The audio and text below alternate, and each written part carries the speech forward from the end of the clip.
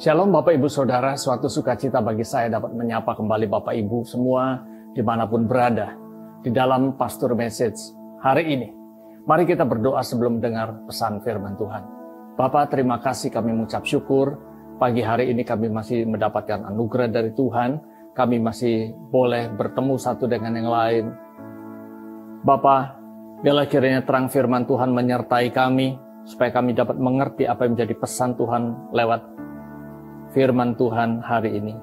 Di dalam nama Tuhan Yesus Kristus, kami berdoa dan mengucap syukur. Amin.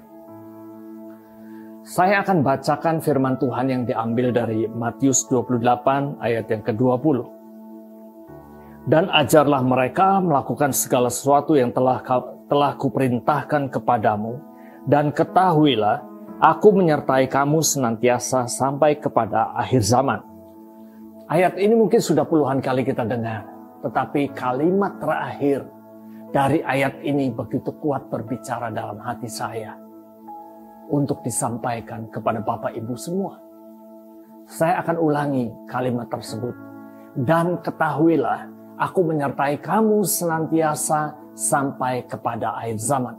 Bapak Ibu, saya masih banyak mendengar orang Kristen berkata, kenapa ya saya harus mengalami musibah ini? Kapan cobaan ini berakhir? Bapak Ibu, saya menangkap bahwa pernyataan ini diucapkan karena orang tersebut merasa sendiri dalam menjalani kehidupannya. Sepertinya sudah mencapai titik jenuh. Ya. Sudah merasa capek dalam menghadapinya. Dengar Bapak Ibu, ayat yang kita baca tadi adalah perkataan Yesus sebelum Yesus naik ke surga. Maka kita harus mempercayainya. Dan ketahuilah bahwa aku menyertai kamu senantiasa sampai akhir zaman. Saya menyampaikan hal ini supaya Bapak Ibu mengetahui bagi yang belum tahu. Dan mengingatkan bagi yang sudah lupa bahwa Yesus menyertai kita, bukan akan menyertai kita. Kalau akan, bisa memiliki arti tidak pasti waktunya dan kemungkinan bisa terjadi keterlambatan dalam menyertai. Tetapi Yesus memberikan kepastian bagi Bapak, Ibu, dan saya. Dia menyertai kita senantiasa sampai kepada akhir zaman. Banyak peristiwa yang tercatat di dalam Alkitab tentang penyertaan Tuhan atas umatnya. Bangsa Israel keluar dari Mesir. Dalam perjalanannya dia menemui jalan buntu. Di depan menghadapi laut Teberau. Di belakang dikejar oleh tentara Firaun.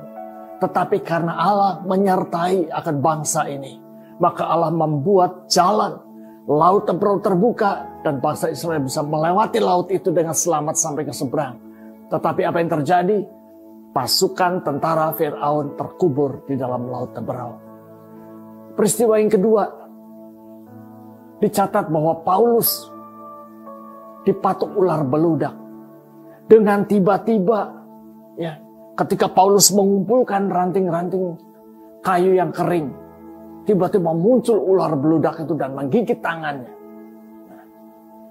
Semua orang yang ada menonton peristiwa itu berkata, wah, ini pasti orang berdosa, ini pasti pembunuh. Dia lepas dari amukan topan di laut, sekarang mati digigit ular. Kalau saya ada saat itu mungkin saya akan berkata, orang ini sial dan pasti mati. Tetapi apa yang terjadi? Paulus mengibaskan ular itu ke dalam api dan ia tidak menderita sama sekali. Dia tidak mengalami apa-apa. Ya. Orang-orang lain sudah menanti-nanti, bentar lagi nih, bentar lagi rebah, bentar lagi mati. Ternyata tidak, Bapak Ibu. Tidak ada yang terjadi pada Paulus. Tidak ada hal yang menyakitkan terjadi pada Paulus. Bapak Ibu, di dalam kehidupan kekristenan tidak ada kata sial. Setiap peristiwa yang kita alami ada di dalam kendali Tuhan. Jika hal yang tidak baik terjadi dalam kehidupan kita, percayalah Tuhan Yesus selalu menyertai Bapak Ibu dan saya. pengawalan beberapa orang bodyguard membuat nyaman bagi kita. Apalagi yang menyertai kita adalah Tuhan di atas segala Tuhan. Tuhan yang menciptakan alam semesta ini. Jadi jangan takut dan gentar menghadapi situasi sekarang ini, Bapak Ibu. Memang Tuhan tidak berjanji jika kita hidup melakukan kebenaran firman, hidup sungguh-sungguh, kita pasti akan terbebas dari masalah, dari sakit, dari kemiskinan, luput dari bencana, dan semua hal yang tidak enak bagi kita. Tetapi Tuhan berjanji bahwa ketika kita menghadapi bahaya, sakit, kesulitan ekonomi, atau menghadapi ancaman maut sekalipun, Dia senantiasa menyertai, menolong, dan memberi kita kekuatan supaya kita mampu menghadapi persoalan kita dan menang. Ketika kita percaya kepada Yesus, maka sejak itulah janji penyertaan Tuhan berlaku atas hidup kita. Sampai kapan? Sampai kepada akhir zaman. Pertolongan Tuhan tidak pernah terlambat dan tidak pernah mengecewakan. Mari Bapak Ibu, sebagai akhir daripada Pastor Message hari ini, mari kita responi firman Tuhan.